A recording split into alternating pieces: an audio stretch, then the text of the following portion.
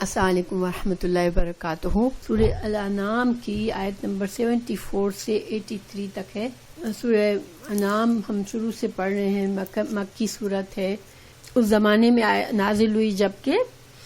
ایک طرح سے مشرکین مکہ پر حجت تمام کی جا رہی تھی اور ان کو اسٹرانگ دلائل کے ساتھ توحید کے سچ ہونے کے دلائل دیے جا رہے تھے۔ توحید کی دعوت کے علاوہ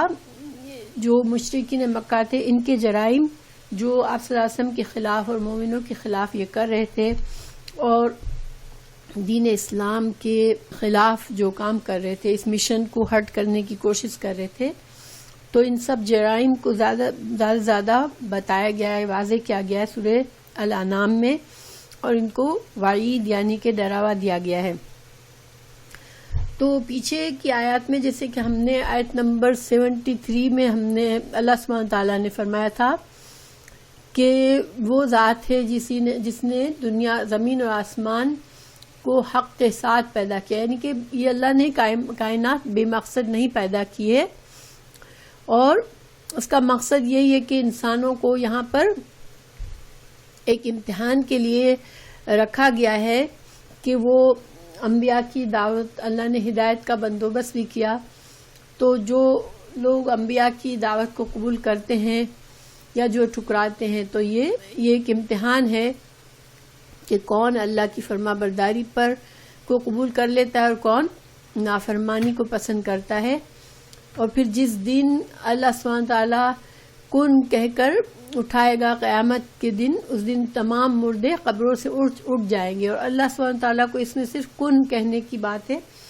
کوئی بڑی بات نہیں ہے اللہ کے لیے، اور اللہ کی بات سچ ہوتی ہے۔ اور جس دن سور پھونکا جائے گا، اس دن اللہ سبحانہ تعالیٰ اس دن جب سب تمام مردے اٹھائے جائیں گے، تو اللہ سبحانہ تعالیٰ تمام تمہارے اعمال سے باخبر ہوگا جو تم کر کے آئے ہو، ٹھیک ہے، کیونکہ اللہ سبحانہ تعالیٰ عالم الغیب ہے۔ تو یہ ایک بہت اسٹرانگ حجت تھی، ایک طرح سے ڈراوا ہے ان کو جو نہیں مانتے کہ تم کو اللہ کے سامنے پیش ہونا ہے اور تمہارے ان اعمال سے اللہ باخبر ہے اور اللہ تمہیں سزا دے گا۔ اب یہاں پر آیت نمبر 74 سے حضرت ابراہیم علیہ السلام کا واقعہ بتایا جا رہا ہے۔ تو حضرت ابراہیم علیہ السلام کا یہاں پر ذکر کرنے کی کیا حکمت ہے؟ تو دیکھیں، حضرت ابراہیم علیہ السلام، ان کا جو رتبہ تھا کہ تمام انسان یعنی جو بنی اسرائیل تھے اور جو بنی اسماعیل تھے، آپ صلی اللہ علیہ وسلم کی بعثت کے وقت بنی اسرائیل تھے جو اہل کتاب تھے، یہود اور نصارہ، اور بنی اسماعیل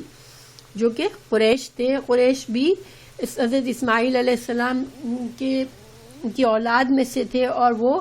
ان کا دعویٰ بھی یہ تھا کہ ہم حضرت ابراہیم کے دین پر ہیں۔ اور اسی طرح اہل کتاب جو کہ حضرت اسحاق اور حضرت یعقوب کے والد حضرت ابراہیم تھے، حضرت اسحاق کے والد اور حضرت یعقوب کے دادا تھے، تو گویا کہ بنی اسرائیل بھی حضرت ابراہیم علیہ السلام کو اپنا مذہبی رہنما اور پیشوا سمجھتے تھے۔ تو گویا کہ جن لوگوں سے آپ صلی اللہ علیہ وسلم کے دین کی مخالفت ہو رہی تھی، ان سب کا دعویٰ یہ تھا کہ ہم سچے ہیں، آپ صلی اللہ علیہ وسلم کا جو دعویٰ جو دین کا دعویٰ ہے وہ جھوٹا ہے، اور ہم حضرت ابراہیم علیہ السلام کے طریقے پر ہیں۔ تو گویا حضرت ابراہیم علیہ السلام کا ذکر کر کے اللہ سبحانہ تعالیٰ نے ان کے اس دونوں کے جو بنی اسماعیل ہے اور جو بنی اسرائیل تھے، دونوں کے اس دعوے کو غلط ثابت کیا۔ حضرت ابراہیم علیہ السلام کے تم دعوے دار ہو کہ ان کے طریقے پر ہو، تو حضرت ابراہیم علیہ السلام جو تھے وہ حنیف تھے، دین توحید پر جمے ہوئے تھے، اور وہ مشرک نہیں تھے، تو تم ان کے طریقے پر نہیں ہو۔ تو ہم حضرت ابراہیم علیہ السلام کے بارے میں تھوڑا سا جانیں گے، پھر ہم انشاءاللہ سورہ نام کی آیات کو شروع کرتے ہیں۔ تو حضرت ابراہیم علیہ السلام کا لقب خلیل اللہ تھا، اللہ کے خلیل، ٹھیک ہے، یہ بہت بڑا درجہ تھا، اور یہ ابو الانبیاء تھے، یعنی کہ انبیاء کے باپ۔ تو آپ دیکھیں کہ اللہ نے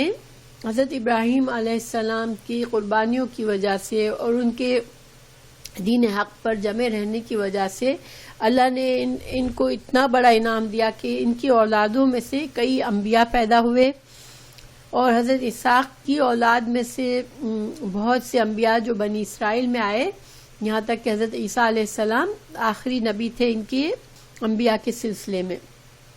اور حضرت اسماعیل کی اولاد میں سے رسول اللہ صلی اللہ علیہ وسلم جو آخری نبی ہیں، اور وہ انبیاء کے سردار، وہ بھی حضرت ابراہیم علیہ السلام کے بیٹے اسماعیل کی اولاد میں سے ہوئے۔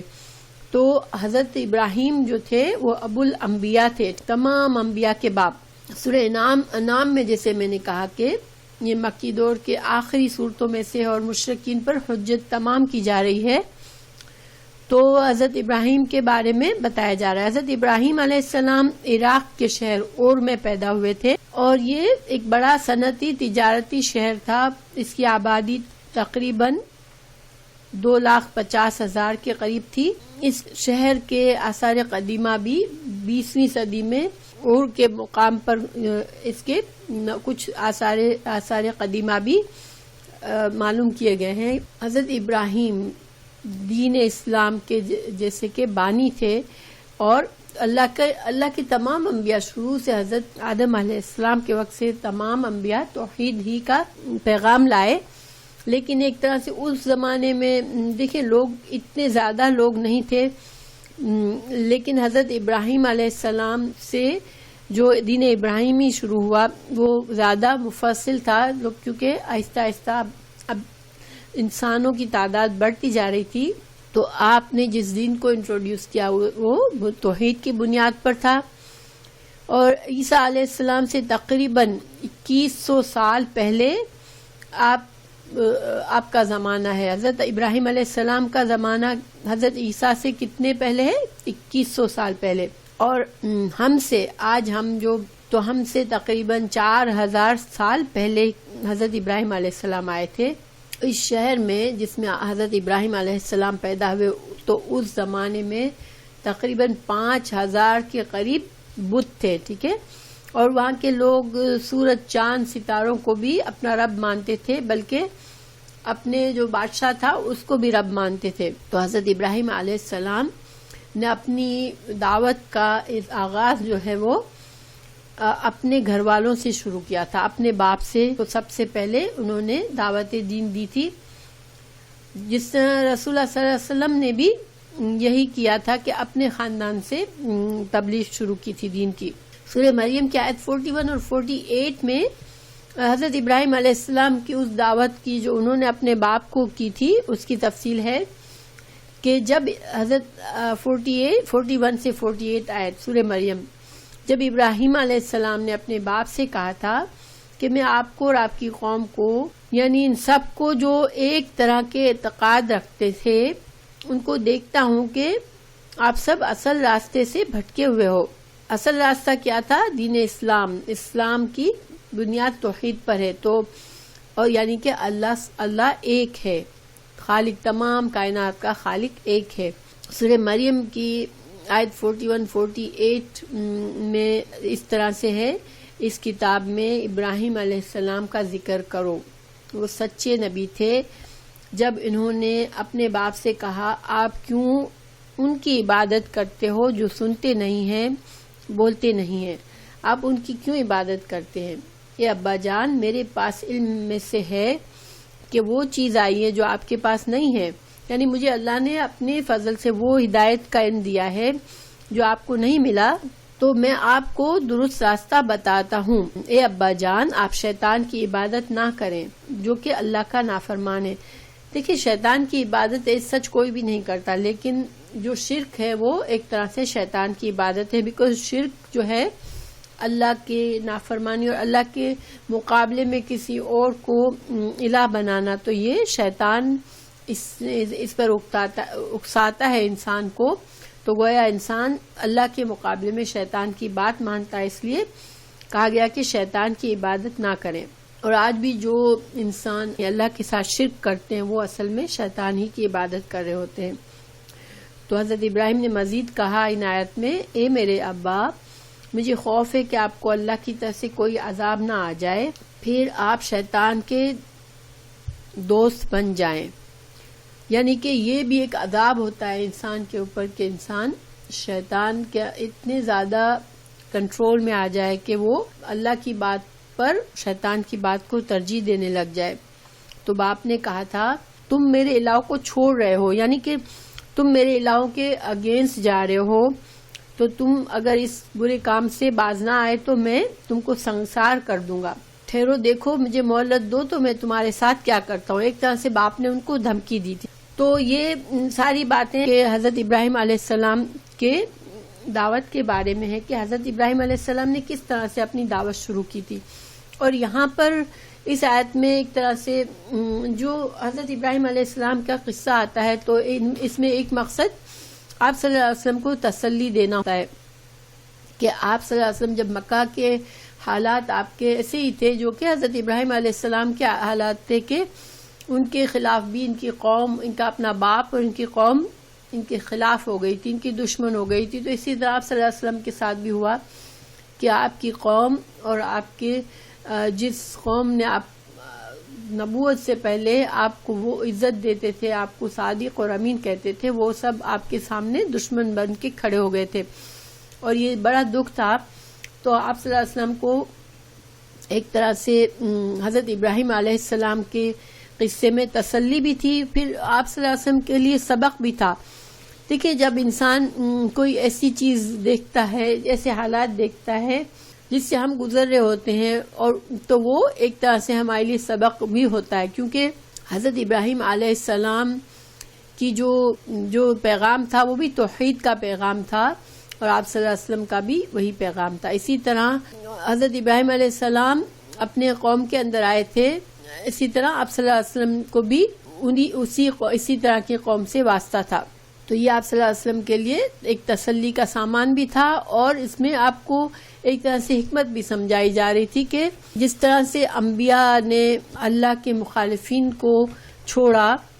حضرت ابراہیم علیہ السلام نے اپنی ساری قوم کو چھوڑ دیا اور ساری قوم کی مخالفت کی پرواہ نہیں کی اللہ کی توحید کے آگے، تو آپ بھی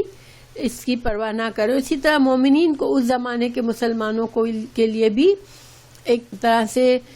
تسلی تھی جب انسان ایک ابراہیم علیہ السلام ایک تھے اور انہوں نے ساری قوم کے خلاف اٹھ کھڑے ہوئے صرف توحید کے خاطر. تو آپ لوگوں کو اگر اپنی مکہ چھوڑنا پڑ رہا ہے یا آپ لوگوں کو اپنے رشتہ داروں کو چھوڑنا پڑتا ہے، کیونکہ مکہ میں ظاہری بات ہے کہ فیملیز ٹوٹ رہی تھی، فیملی کے کچھ ممبر مسلمان ہو گئے، کچھ کافر رہے، تو فیملی کے اندر جیسے ایک طرح سے دراڑیں پڑ گئی، اور جو ایک فیملی سسٹم پہ لوگ اتنا ڈیپینڈ کرتے تھے جس زمانے میں کہ انسان اپنے باپ اور بھائی اور اپنے خاندان کے لیے جانے قربان کرتا تھا، اور ساری جنگیں بھی اسی طرح سے ہوتی تھی کہ خاندان کے ایک فرد پر کوئی کسی نے حرم کیا تو ساری قوم کھڑی ہوتی تھی، اور وہ قوم اس طرح سے ڈیوائیڈڈ ہو گئی کہ باپ کے اگینسٹ بیٹے آ گئے اور بھائی کے خلاف ہو گیا. تو یہ حالات بہت ہی آزمائش کن تھے. ہم تو سوچ بھی نہیں سکتے کہ انسان دین کی خاطر اس قدر آزمایا جائے، لیکن یہ اللہ کے بندے اس قدر آزمائے گئے تھے کہ ہر رشتے کے اوپر صرف اللہ کی رشتے، اللہ اور اللہ کے نبی کی بات کو ہر رشتے پر ترجیح دینی ہے. اور یہ صرف زبان سے کہنا آسان ہے، لیکن عملی طور پر یہ بہت بڑی چیز ہوتی ہے. مومنوں کے لیے مثال ہے اس میں کہ اللہ سبحانہ تعالیٰ ہی ہمارے خالق ہیں، اور اللہ کی مرضی سے ہی ہمیں سب کچھ ملا ہوا ہے. اللہ جب چاہے ہمیں اس دنیا سے اٹھا لے، تو سب سے بڑا ہمیں سہارا صرف اللہ کا ہے، اور اللہ کے مقابلے میں کسی اور کی بات نہیں سننی ہے. یہ تو بیک گراؤنڈ ہے. اب انشاءاللہ میں اس آیت پر سبق پر چلتے ہیں. اعوذ باللہ من الشیطان الرجیم، بسم اللہ الرحمن الرحیم. وَإِذْ قَالَ إِبْرَاهِيمُ لِأَبِيهِ آزَرَ أَتَتَّخِذُ أَصْنَامًا آلِهَةً إِنِّي أَرَاكَ وَقَوْمَكَ فِي ضَلَالٍ مُبِينٍ. اور جب ابراہیم نے اپنے باپ آزر سے کہا کیا تو بتوں کو معبود بناتا ہے؟ بے شک میں تجھے بڑی اور تیری قوم کو کھلی گمراہی میں دیکھتا ہوں۔ تو اس آیت کو ہم مزید دیکھتے ہیں۔ وَإِذْ قَالَ إِبْرَاهِيمُ، جب کہا ابراہیم نے اپنے باپ سے، تو گویا کہ اس آیت سے ہمیں پتہ چلتا ہے کہ حضرت ابراہیم کے باپ کا کیا نام تھا؟ آزر۔ اب قرآن نے ان کا نام آزر بتایا ہے اور یہ ان کے باپ تھے۔ تو بہت سے مفسرین یا جو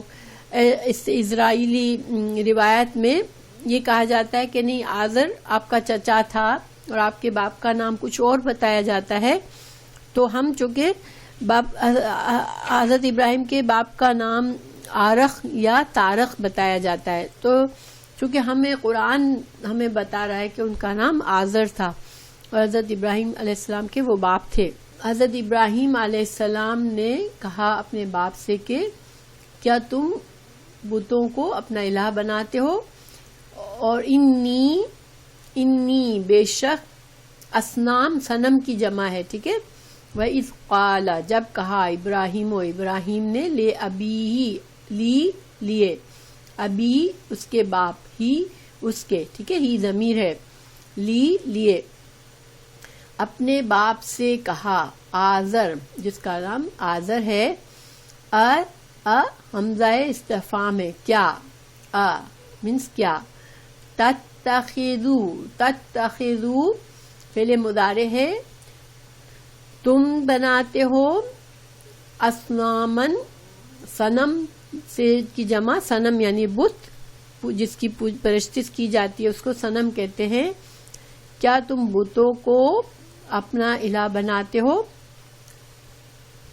انی بے شک میں، اراکا، انی اس میں یا کیا ہے؟ ضمیر ہے، ٹھیک ہے، انا اور یا ضمیر متکلم کی۔ بے شک میں، اراکا، ارا میں دیکھتا ہوں، یہ فعل کیا ہے؟ یہ فعل مضارع ہے۔ فعل مضارع میں یا تو حمزہ سے شروع ہوتا ہے یا نون سے یا سے یا تا سے، یہ ہم پہلے پڑھ چکے ہیں انشاءاللہ۔ تو اراکا میں،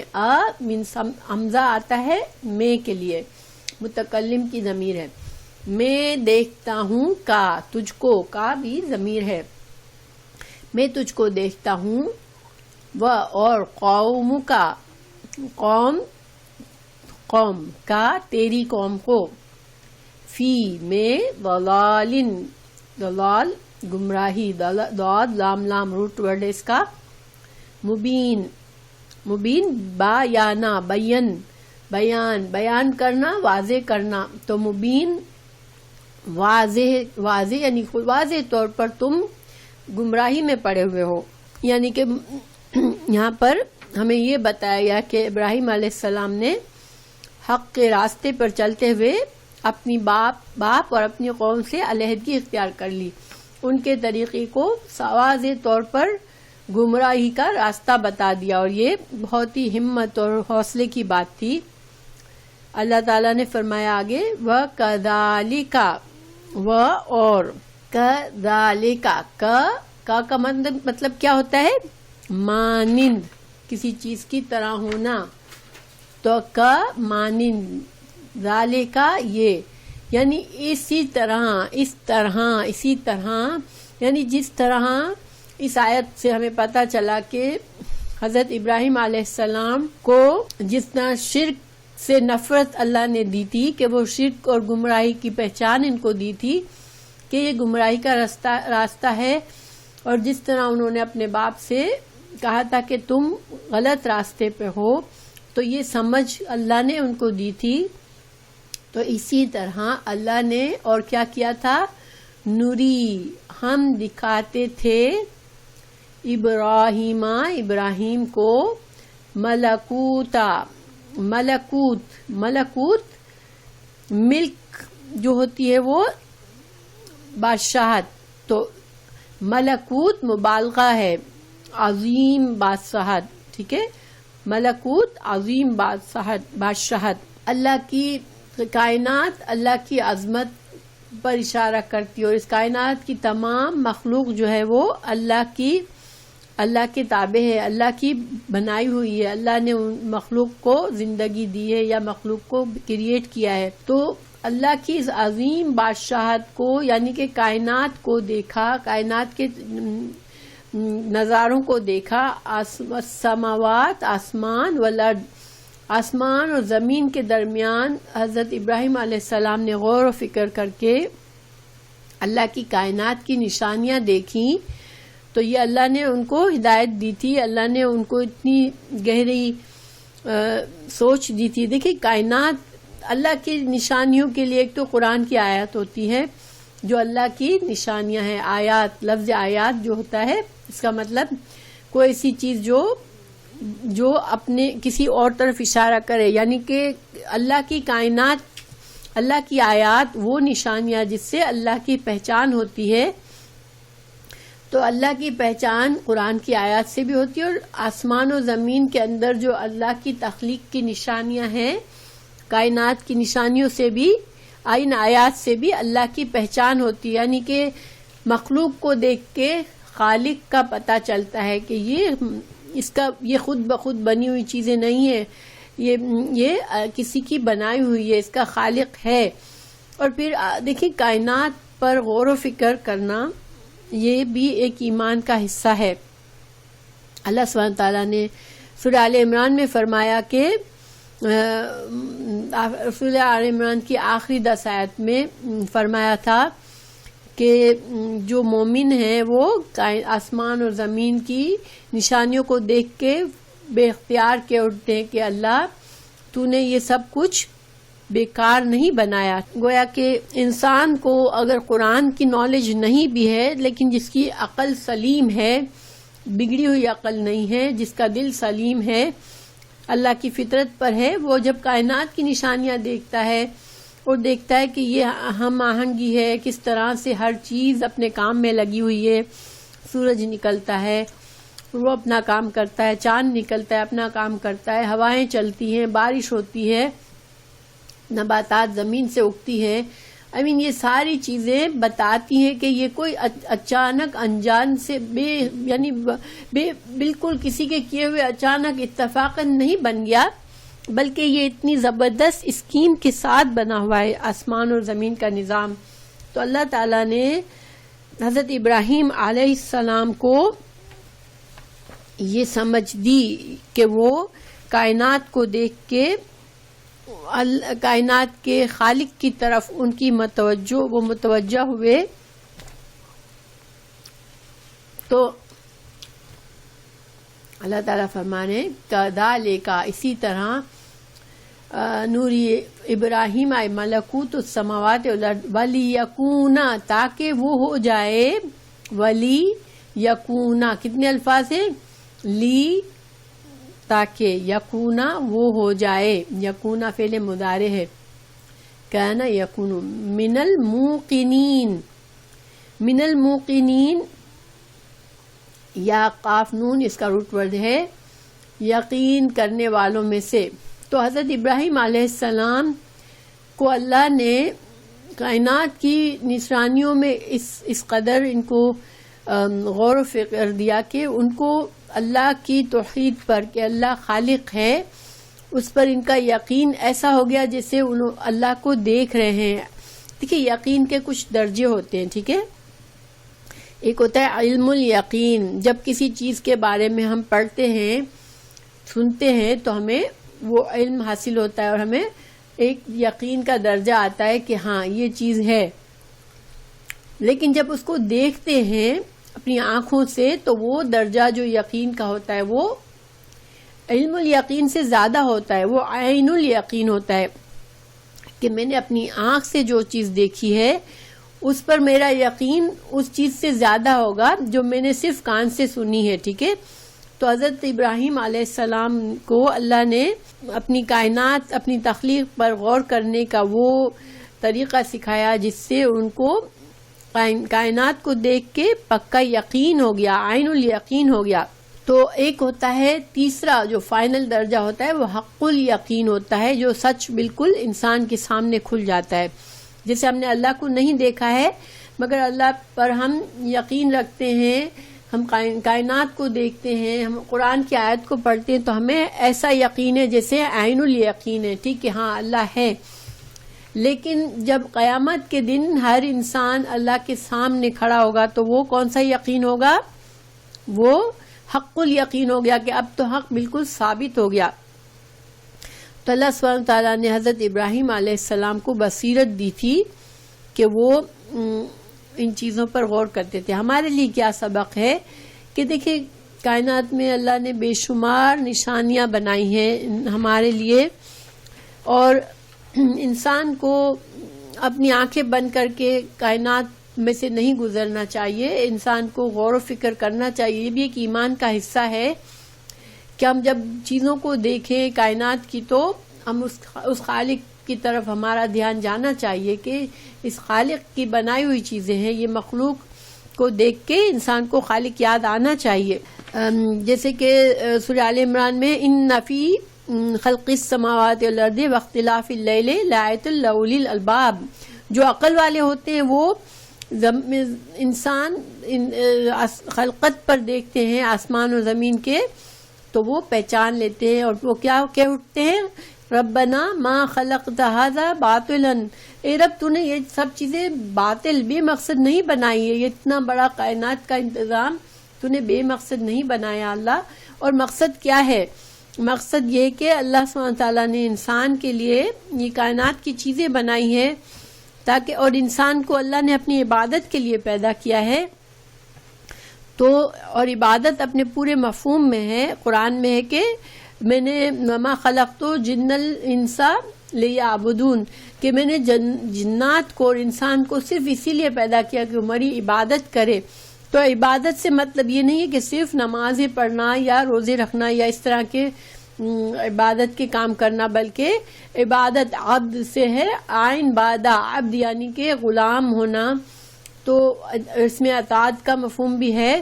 تو اللہ نے ہمیں اپنی اطاعت کے لیے پیدا کیا ہے. ہمیں اپنی غلامی کا احساس ہونا چاہیے کہ ہم اللہ سبحانہ تعالیٰ کے آگے صرف ہماری حیثیت ایک غلام کی ہے، اور غلام کو کہ اپنی مرضی نہیں ہوتی، وہ اپنے آقا کا مکمل فرما بردار ہوتا ہے. جو عقل والے ہیں وہ پہچان لیتے ہیں کائنات کو دیکھ کر، ٹھیک ہے. تو بہرحال اللہ سبحانہ تعالیٰ نے مزید آگے، اب یہ آیت ہے آیت نمبر 76 میں اللہ تعالیٰ ہمیں ایک واقعہ بتا رہے ہیں کہ کس طرح سے حضرت ابراہیم علیہ السلام نے اپنی قوم کو توحید کے دلائل پیش کیے تھے. اس واقعے کے بارے میں لوگ کہتے ہیں کہ حضرت ابراہیم علیہ السلام کو پہلے اللہ کی پہچان نہیں تھی، وہ آہستہ آہستہ توحید پر آئے، اور چاند سورج کو اور ان کو سب کو جب غروب ہوتے دیکھا تو ان کو اللہ کی توحید کا احساس ہوا. تو مگر یہ عقیدہ سچ نہیں ہے، یہ تفسیر سچی نہیں ہے، صحیح نہیں ہے. کیونکہ دیکھیں اللہ سبحانہ تعالیٰ کے جو اللہ تعالیٰ جن لوگوں کو، پہلی بات تو یہ کہ اللہ نے ہر انسان کو فطرت پہ پیدا کیا ہے. فطرت کیا ہوتی ہے؟ کہ وہ اپنے رب کو پہچانتا ہے، اپنے خالق کو پہچانتا ہے، ٹھیک ہے. اور وہ ہر بچہ توحید پر ہوتا ہے، اس کو پتا ہوتا ہے میرا رب ایک ہی ہے. تمام مخلوق توحید بلیو کرتی ہے، لیکن تو مطلب یہ کہ اللہ کے جو چنے ہوئے بندے ہوتے ہیں وہ توحید پر پیدا ہوتے ہیں، فطرت پر پیدا ہوتے ہیں، اور تمام انسان بھی فطرت پر پیدا ہوتے ہیں. لیکن باقی انسانوں میں سے کچھ اپنے ماحول سے، اپنے والدین سے سیکھ کر شرک کی طرف چلے جاتے ہیں، اور کچھ توحید پر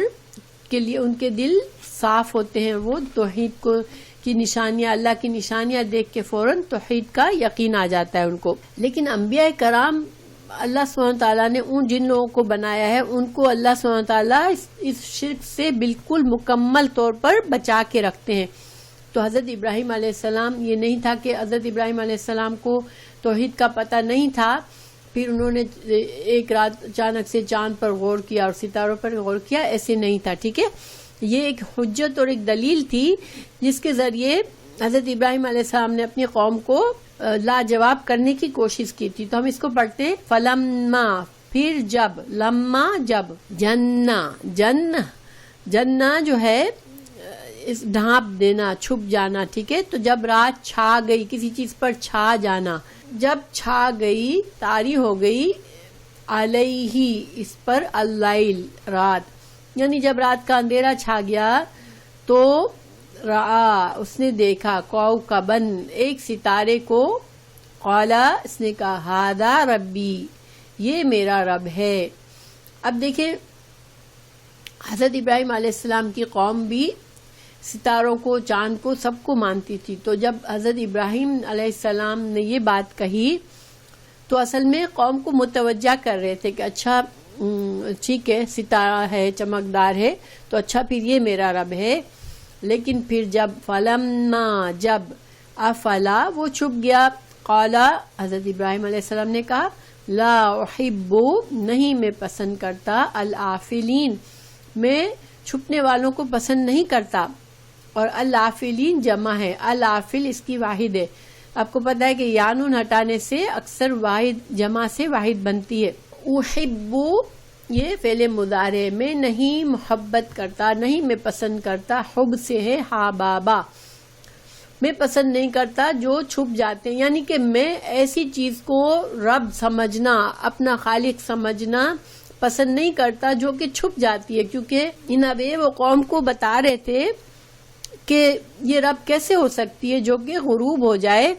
رب تو ایسا ہونا چاہیے جو کہ ہر وقت حاضر ہو، اس کو ہر چیز کا علم ہو، جیسے کہ سورہ آیت الکرسی میں اللہ تعالیٰ نے اپنی صفات میں کیا بتایا تھا، اللہ لا الہ الا هو الحی القیوم لا تاخذہ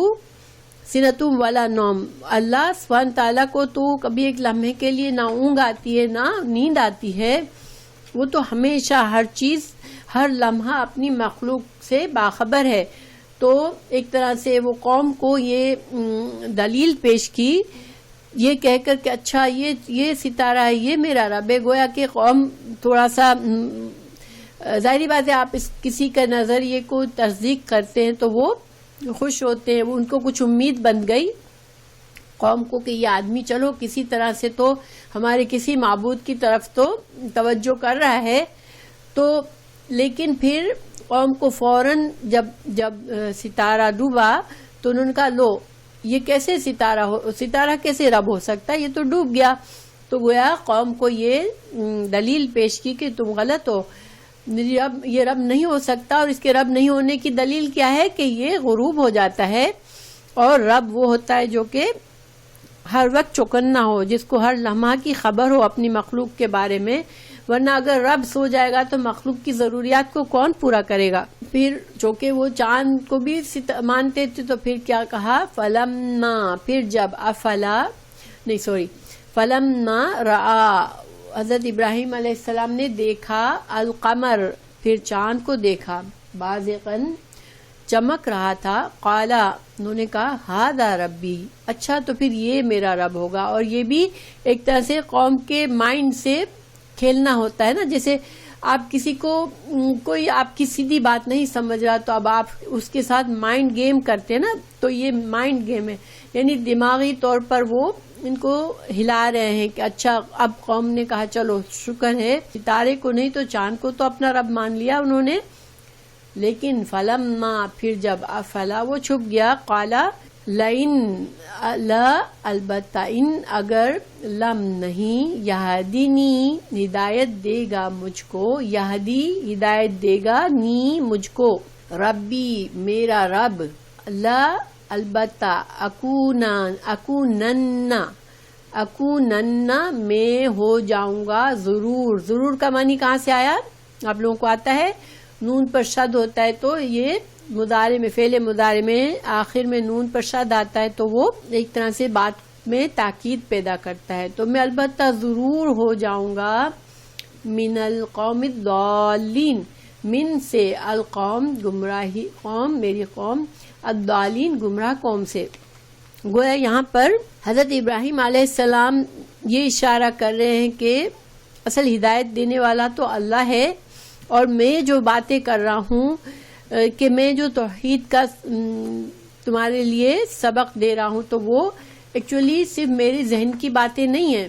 میں اپنے دماغ سے یہ سب کچھ نہیں پیدا کر رہا ہوں، اپنے غور و فکر سے نہیں کر رہا ہوں، بلکہ یہ ہدایت کا طریقہ اللہ نے مجھے سکھایا ہے، تو اللہ ہی ہدایت دیتا ہے. تو پھر اب جو ہے قوم کو پھر سے ڈاؤن کر دیا کہ لو تم اس کو رب سمجھتے ہو، تو یہ تو میں تو تیار ہوں اس کو رب سمجھنے کے لیے، لیکن یہ تو غروب ہو جاتا ہے اور غروب ہو جانے والا تو رب نہیں ہو سکتا، تو گویا تم غلط ہو. پھر فلما، پھر جب رآ دیکھا، الشمس سورج کو، بازغتاً چمکتا ہوا، قالا کا ہادا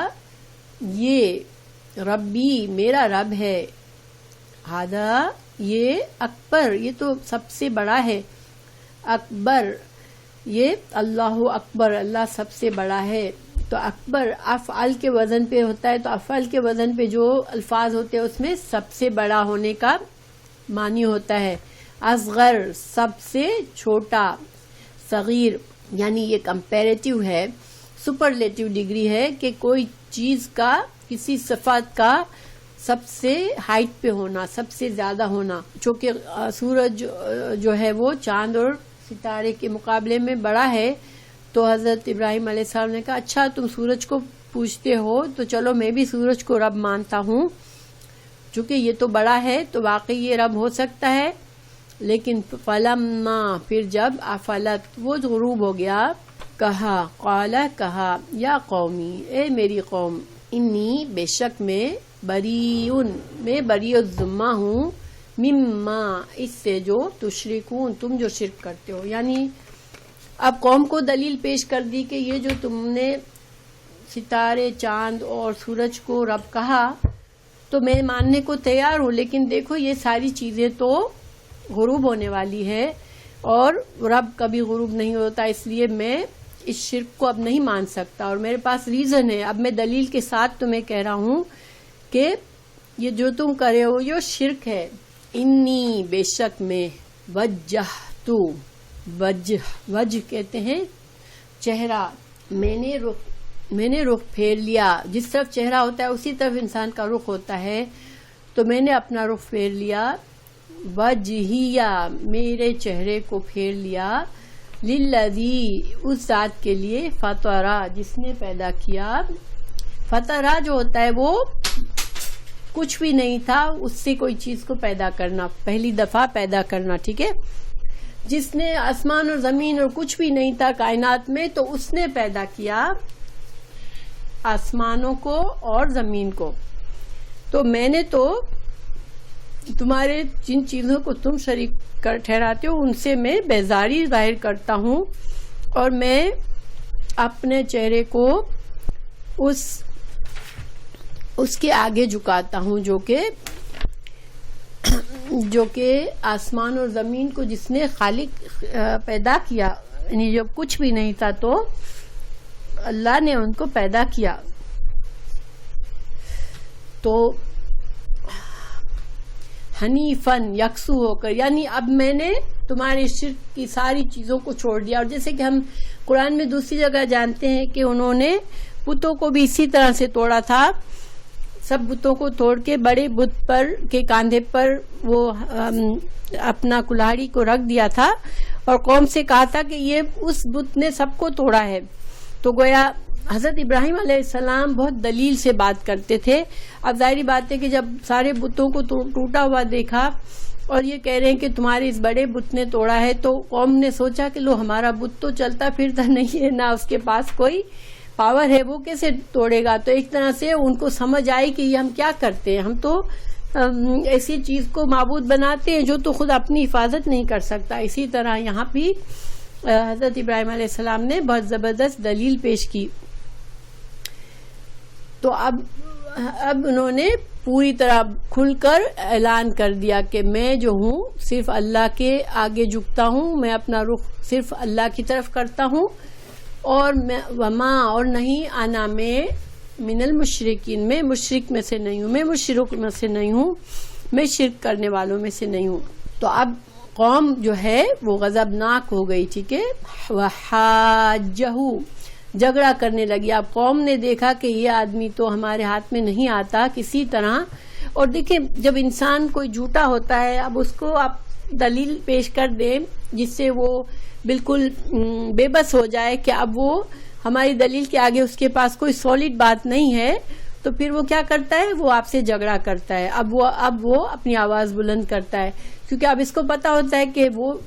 جس آدمی سے میں بات کر رہا ہوں اس کو حقیقت پتا ہے اور ہم جھوٹے ہیں. اب ایک جھوٹا آدمی صرف جھوٹ اپنی آواز بڑھا کر اور جھگڑا کر کے ہی سامنے والے کو معروف کرنے کی کوشش کرتا ہے. تو اسی قوم نے اس سے جھگڑا کیا. قالا, حضرت ابراہیم علیہ السلام نے کہا, اتحاجونی, کیا تم کیا تحاجو تم جھگڑتے ہو, انی مجھ سے. یہاں پر نون پر دیکھیں شد ہے, یہاں بھی تاکید ہے, یعنی تم مجھ سے جھگڑا کرتے ہو. بہت تاکید کے ساتھ یہ حضرت ابراہیم نے ان سے کہا. فی اللہ, اللہ کے بارے میں, وقد, اور تحقیق, ہدانی, ہدا اس نے ہدایت دی, نی مجھ کو. یہاں پر نی نون یا تھا, ٹھیک ہے, تو یا کو ہٹا کے زیر لگا دیا گیا, یا متکلم تھا یہاں پر. تو مجھے تو اللہ نے ہدایت دی ہے, میں تو کوئی اپنی طرف سے تو باتیں نہیں کر رہا ہوں. مجھے جس نے خالق نے مجھے ہدایت دی, تمہارے پاس تو کوئی حجت نہیں ہے, کوئی دلیل نہیں ہے, اور تم مجھ سے جھگڑتے ہو. پھر قوم نے, اب دوسری جگہ ہمیں پتہ چلتا ہے کہ قوم نے ان کو دھمکی دی تھی کہ تم ایسی باتیں کرتے ہو تو ہمارے بتوں کی مار تم پر پڑے گی, ٹھیک ہے, تمہیں اس کا عذاب ہوگا کیونکہ تم ہمارے بتوں کی توہین کر رہے ہو. تو اس کا جواب یہاں پر صرف ہے, وہ اصل آیت دوسری جگہ ہے قرآن میں, سورہ ہود کی آیت نمبر 54 میں ہے, تم پر ہمارے معبودوں کی بددعا لگ جائے گی. تو اب حضرت ابراہیم علیہ السلام کہنے لگے تم مجھے ڈراتے ہو اپنے ان معبودوں کے بددعا سے, تو ولا اخاف ہو, تو میں نہیں ڈرتا, ماں جو تشرکون, جن چیزوں کو تم شریک بناتے ہو اللہ کا, میں ان سے نہیں ڈرتا ہوں, بھی ساتھ اس کے, اللہ مگر, ان یہ کہ, یشاء چاہے, ربی میرا رب, شیئن کوئی چیز, یعنی کہ مجھ پر کوئی نقصان یا نفع اگر آئے گا, مجھ پر کوئی مصیبت آئے گی تو وہ صرف اس وقت آ سکتی ہے جب میرے رب کا فیصلہ ہو. کیونکہ اللہ سبحانہ وتعالیٰ نے ہمیں قرآن میں کیا بتایا ہے کہ تم پر آزمائش آئے گی اللہ کی طرف سے, ٹھیک ہے. اللہ تعالیٰ نے فرمایا کہ ہم تم کو خوف سے, بھوک سے, مال کی کمی سے, جانوں کی کمی سے میں آزماؤں گا تم کو. تو یہ اللہ کی آزمائش ہے, مگر یہ رزق بھی ہمارا اللہ کی طرف سے ہے. تو اور ہمارے نفع نقصان کا بھی مالک صرف اللہ ہی ہے. تو حضرت ابراہیم ان کے جواب دے رہے ہیں کہ ہاں مجھے مصیبت آ سکتی ہے, مجھ پر تکلیف آ سکتی ہے, مگر اگر آئی تو وہ صرف اس لیے آئے گی کہ اگر میرے رب کا فیصلہ ہوگا. مگر تمہارے معبودوں سے میں نہیں ڈرتا ہوں, ان کو کوئی طاقت نہیں کہ وہ مجھے کوئی نقصان پہنچائے یا نفع پہنچائے. وسع, وسعت والا ہے, ربی میرا رب, کل شیء ہر چیز پر, علم کے اعتبار سے. تو گویا کہ اللہ سبحانہ تعالیٰ اپنے علم سے اگر مجھ پر کوئی مشکل وقت لائے گا تو یہ اللہ اس پر قادر ہے, مگر وہ تمہارے معبودوں کی طرف سے نہیں ہو سکتی, ٹھیک ہے. تمہارے معبود اس قابل نہیں ہے کہ مجھے کوئی نقصان پہنچائے. پھر وکیفا, اور کس طرح, اخافو میں ڈروں, ماں جس چیز کا سے اشرک تم شرک کرتے ہو, ولا, جبکہ یہ وا اور کے مطلب میں نہیں ہے بلکہ حال کے مطلب ہے, یعنی کہ تمہارا حال تو یہ ہے, لا تخافونا, تم نہیں ڈرتے ہو, انکم, بے شک یہ کہ تم, تم شریک ٹھہراتے ہو اللہ کے ساتھ, تم اللہ کے ساتھ شریک ٹھہراتے ہو, باللہ, اللہ کے ساتھ, ما لم, نہیں, جو نہیں, ینزل, نازل کیا, اتارا, بھی, اس کی, علیکم, تم پر, سلطانن, کوئی دلیل اللہ نے تم پر, یہ جو تم شرک کرتے ہو, یہ بھی ہی ضمیر شرک کی طرف جاری ہے, ٹھیک ہے. یعنی تم جو شرک کرتے ہو,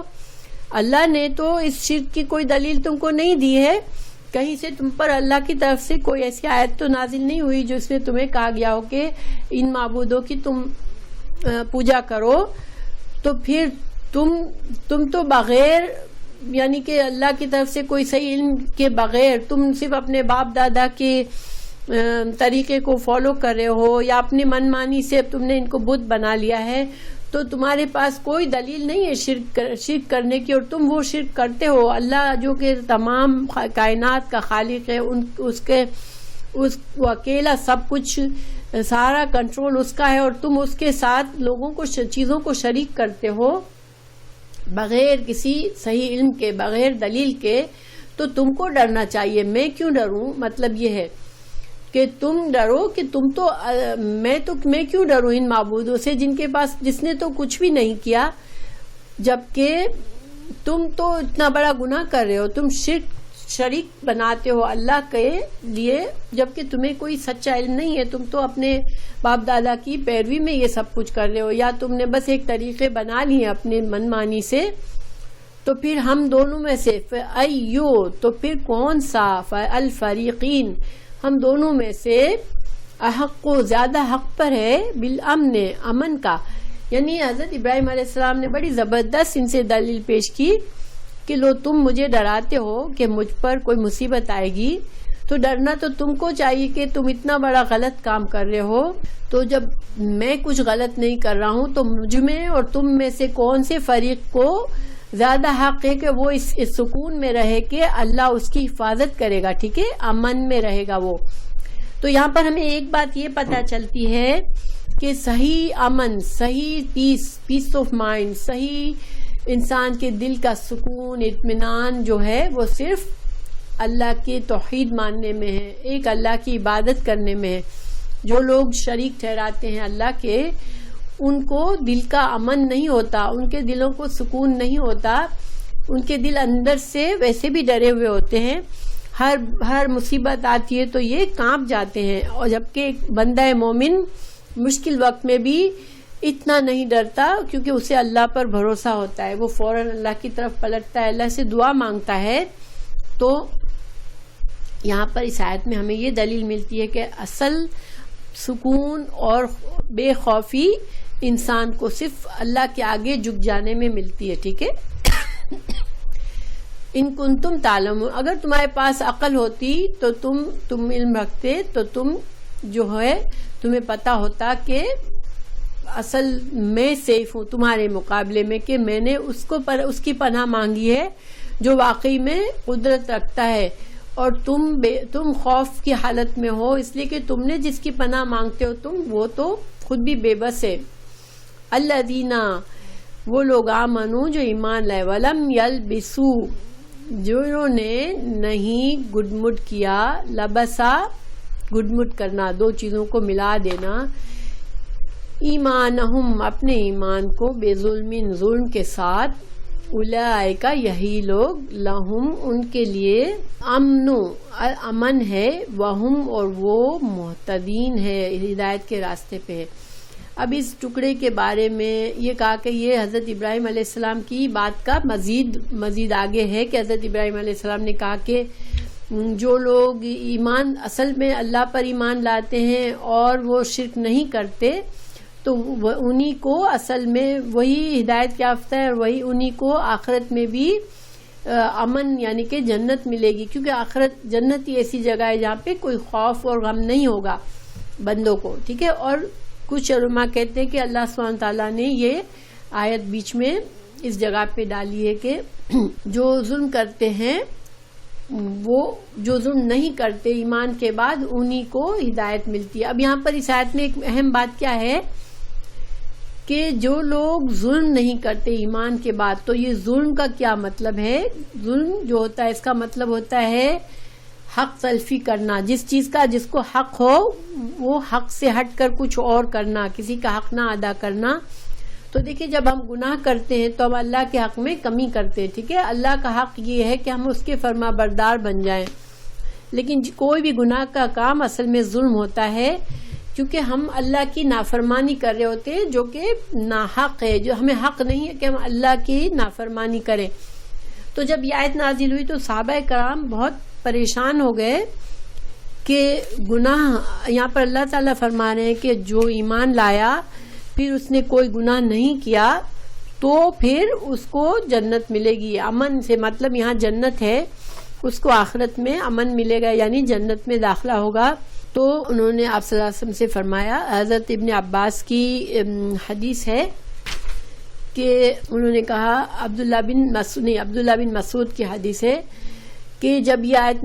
اتری الذین آمنوا ولم یلبسوا ایمانہم بظلم، تو صحابہ کرام پر اس آیت کا مضمون شاک گزرا. انہوں نے عرض کیا، یا رسول اللہ، ہم میں سے کون ہے جس نے اپنے نفس پر ظلم نہیں کیا؟ یعنی کہ کوئی گناہ تو انسانوں سے سرزد ہو ہی جاتے ہیں، تو یا رسول اللہ ہم میں سے کون ہے جس نے کبھی کوئی گناہ نہیں کیا؟ تو کیا ہمارا ایمان مطلب ختم ہو گیا؟ کیا ہم جنت سے محروم رہ جائیں گے؟ رسول اللہ صلی اللہ علیہ وسلم نے فرمایا، جو تم سمجھ رہے ہو وہ بات نہیں ہے. اس آیت میں بے ظلم سے مطلب یہ نہیں ہے کہ کوئی بھی گناہ. کیا تم نے لقمان کا قول نہیں سنا؟ سورہ لقمان میں انہوں نے اپنے بیٹے سے کہا تھا، ان الشرک لظلم عظیم، کہ جو شرک ہے اللہ کے ساتھ کسی کو شریک کرنا، یہ بہت سب سے بڑا ظلم ہے. تو یہ بخاری کی روایت ہے. تو یہاں پر آپ صلی اللہ علیہ وسلم نے تفسیر فرمائی کہ یہاں پر جو ظلم ہے یہ بی ظلم، یہ ظلم دیکھیں تنوین جب ہوتی ہے تو یہ نکیرہ ہوتا ہے، ٹھیک ہے، یہاں تنوین ہے ظلمن، تو تنوین جب آتی ہے اس کا مطلب ہوتا ہے کوئی ایک، ٹھیک ہے، یعنی کہ کوئی چھوٹا ظلم، بڑا گناہ، چھوٹا گناہ سب آ گئے. لیکن تنوین کا یہاں پر مطلب یہاں نکیرہ نہیں ہے، یعنی کوئی کا مطلب نہیں ہے، بلکہ کیا ہے، یہ تنوین عظمت کے لیے. بعض اوقات تنوین یہاں پر ہونا چاہیے ایمانہم بالظلم، الظلم ہونا چاہیے یعنی شرک. لیکن اللہ سبحانہ وتعالیٰ نے ظلمن تنوین جو ہے عظمت یعنی بڑائی کے لیے، یعنی کہ گناہ بہت بڑا گناہ، یہ مطلب ہے عظیم گناہ. اور عظیم گناہ سب سے بڑا گناہ کیا ہے؟ جو کہ اللہ کے ساتھ کسی کو شریک ٹھہرانا. تو یہ تنوین یہاں پر تعظیم کی ہے، نہ کہ نکیرہ اس کو عام کرنے کی ہے. اگر یہاں نکرہ کے معنی میں ہوتی تو مطلب ہوتا کہ جو بھی انسان کوئی بھی گناہ کرے گا تو پھر وہ ایمان لایا اور پھر کوئی مسلمان ایمان کے بعد کوئی بھی گناہ اس سے ہو جائے گا، چاہے چھوٹا بڑا، تو پھر وہ جنت اس کو نہیں ملے گی. تو یہ تو ہم سب کے لیے بہت ہی خطرناک بات ہو جاتی، اسی لیے صحابہ کرام بھی ڈر گئے. لیکن یہاں پر یہ تنوین عظمت کی ہے، یعنی کہ سب سے بڑا ظلم، یہ رسول اللہ صلی اللہ علیہ وسلم نے اس کی تفسیر بتائی. تو یہاں ہمیں تھوڑا فائدہ یہ ملتا ہے کہ دیکھیں قرآن صحابہ کرام کی زبان تھی، عربی زبان، قرآن ان کی زبان میں نازل ہوا، مگر صرف زبان سے وہ خود بھی دھوکے میں آ گئے، قرآن کی آیت کا صحیح مفہوم نہیں سمجھ پائے. تو اس سے ہمیں یہ دلیل ملتی ہے کہ قرآن کی تفسیر، اگر کوئی کہتا ہے کہ مجھے عربی زبان بہت اچھی آتی ہے اور میں عربی زبان سے صرف قرآن کی تفسیر کروں، تو وہ آدمی بھٹک جائے گا، وہ صحیح تفسیر نہیں کر پائے گا. کیونکہ صحابہ کرام تو خود زبان کے ماہر تھے، لیکن وہ بھی اس بات کے محتاج ہوئے کہ رسول اللہ صلی اللہ علیہ وسلم اس آیت کی تفسیر کر کے بتائیں. تو قرآن کا جو تفسیر کا صحیح طریقہ ہے وہ یہ ہے کہ قرآن کی تفسیر ایک جگہ سے قرآن کی آیت کو پھر اسی ٹاپک پر دوسری جگہ اللہ تعالیٰ نے وہ جو بھی اس ٹاپک پر جو بھی آیات نازل کی ہو اس کی روشنی میں بھی تفسیر کریں، اور قرآن کی آیت جن آیات کے ساتھ جو ربط ہے اس کو سامنے رکھیں اور حدیث سے بھی دلیل لے. اور پھر جب قرآن اور حدیث سے کسی چیز کی دلیل نہ ملے تو پھر مزید جیسے صحابہ کرام نے اس آیت کو کس طرح سے سمجھا یہ دیکھا جاتا ہے. تو قرآن کی تفسیر صرف زبان کے ماہر نہیں کر سکتا، ٹھیک ہے، یہ یہاں پر نکلا. تو جو لوگ کہتے ہیں کہ ہمیں حدیث کی ضرورت نہیں ہے قرآن کو سمجھنے کے لیے، وہ پھر ان کی بات غلط ہے، وہ گمراہی والی بات ہے. قرآن اور حدیث دونوں ہمارے لیے دین کے دو سورسز ہیں، اور ہمیں ان دونوں پر ایمان اور یقین رکھنا ہے. صحیح احادیث، ظاہر صحیح احادیث اگر ہمیں پتہ ہے کہ یہ حدیث صحیح ہے تو اس پر ہمیں ایسے ہی یقین رکھنا ہے جیسے ہم قرآن پر یقین رکھتے ہیں. تو بہرحال اللہ سبحانہ تعالیٰ نے یہاں پہ واضح کر دی کہ جو لوگ بھی دنیا میں ایمان کے ساتھ شرک کو نہیں ملائیں گے، یعنی مسلمان بھی ہے لیکن ساتھ ساتھ شرکیہ طریقہ بھی کریں گے، تو ایسے لوگ تو جنت میں نہیں جا سکیں گے. تو گویا دیکھیں آج مسلمانوں کے لیے ایک چیز بڑی خطرناک یہ ہے کہ مسلمانوں میں بہت سے درگاہوں پر، پیروں پر اور بہت سے شرکیہ طریقے آ گئے ہیں. تو اللہ سبحانہ تعالیٰ ہمیں محفوظ رکھے، اس لیے کہ شرک جو ہے وہ ایسا گناہ ہے کہ وہ بغیر توبہ کے قبول نہیں ہوتا. بغیر توبہ کے انسان کی پھر آزادی نہیں ہے، انسان پھر شرک کرنے والا آخرت میں پھنس جائے گا. تو جو لوگ بغیر علم کے مسلمان شرکیہ طریقوں پر اپنے ایمان کے ساتھ شرک کو ملاتے ہیں، ان کے لیے بہت خطرناک آیت ہے یہ کہ کسی طرح کا بھی شرک ہمیں نہیں آنا چاہیے، خالص توحید ہونی چاہیے. جب اللہ سبحانہ تعالیٰ نے ہمیں ڈائریکٹ کہا ہے کہ بندے مانگو میں موجود ہوں، جب بندہ مجھ سے مانگتا ہے تو میں سنتا ہوں، میں جواب دیتا ہوں، قرآن کی آیت ہے، تو پھر ہمیں کسی اور کی درگاہ پر، کسی اور پیر کے پاس جا کے کچھ مانگنے کی ضرورت نہیں ہے. ٹھیک ہے. پھر اللہ سبحانہ تعالیٰ نے فرمایا وَتِلْكَ، اور یہ حجتنا، حجت ہے، ہماری حجت ہے، ہماری دلیل ہے، جو آتیناہا، وہ دلیل ہم نے دی، اس دلیل کو دیا ابراہیم علیہ السلام کو، علی قومہ، اس کی قوم کے خلاف. یعنی حضرت ابراہیم علیہ السلام کو اللہ سبحانہ تعالیٰ نے بڑی عقل مندی سے قوم سے مباحث کرنے کا ایک طریقہ بتایا تھا کہ وہ قوم کو بے بس کر دیتے تھے. دوسری جگہ قرآن میں ہے کہ جو بادشاہ تھا اس سے بحث ہوئی، اس نے بحث کی حضرت ابراہیم سے. تو حضرت ابراہیم سے کہا تیرا رب کون ہے؟ تو حضرت ابراہیم نے کہا میرا رب وہ ہے جو زندگی بھی دیتا ہے اور موت بھی دیتا ہے. تو اس نے اٹھا کے 2 قیدیوں کو بلایا اور ایک کو قتل کر دیا، دوسرے کو آزاد کر دیا. بولا دیکھو میں بھی زندگی اور موت دیتا ہوں. تو حضرت ابراہیم نے اس کے ساتھ بحث نہیں کی، بلکہ اس سے کہا کہ میرا رب وہ ہے جو سورج کو مشرق سے نکالتا ہے، تو اگر رب ہے تو اس کو مغرب سے نکال دے. تو وہ بالکل اس کے پاس کوئی لاجواب ہو گیا وہ بادشاہ. تو گویا حضرت ابراہیم علیہ السلام جو تھے وہ ان کو اللہ سبحانہ تعالیٰ نے دلائل دیے تھے ایسے جس سے لوگ بالکل ان کے سامنے بے بس ہو جاتے تھے. تو پھر نرفعو، ہم بلند کرتے ہیں، درجات من نشاء، ہم جس کو چاہتے ہیں ان کے درجات بلند کرتے ہیں. یہاں پر یہ اشارہ ہے کہ چونکہ حضرت ابراہیم علیہ السلام خالص توحید پر تھے اور انہوں نے اپنے اللہ کے دین کی خاطر اپنی قوم کو چھوڑ دیا، اپنے گھر والوں کو چھوڑ دیا، تو اللہ نے ان کی قربانی اور ان کی توحید کے طریقے پر اللہ سبحانہ تعالیٰ نے ان کے درجات بلند کیے. اور اللہ نے ان کو، اب آگے آئے گا، اللہ نے ان کو اولاد نصیب کی، حضرت اسحاق اور یعقوب علیہ السلام، حضرت اسماعیل علیہ السلام جیسے بیٹے دیے، اور ان کی نسل میں بے شمار انبیاء پیدا کیے. یہ حضرت ابراہیم کو